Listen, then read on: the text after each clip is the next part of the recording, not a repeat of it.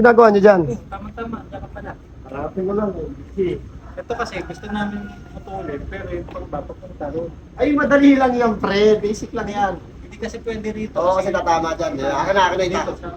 Masasira yung tutok mo. Sige na, akin na ita. Tuturuan ko kayo ng magandang diskarte. Pre, akit ka.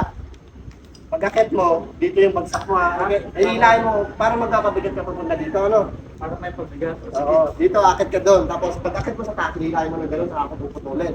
Sige pre, akit ka doon.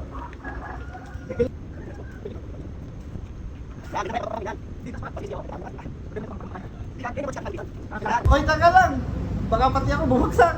Hindi yan, ako bahala. Ay, ako nga ang tinawag yung puputol na ito. Tapos magre-reklamo kayo. Tama lang yan pag ganyan. Para pag bagsak, puputol din to pag ganon.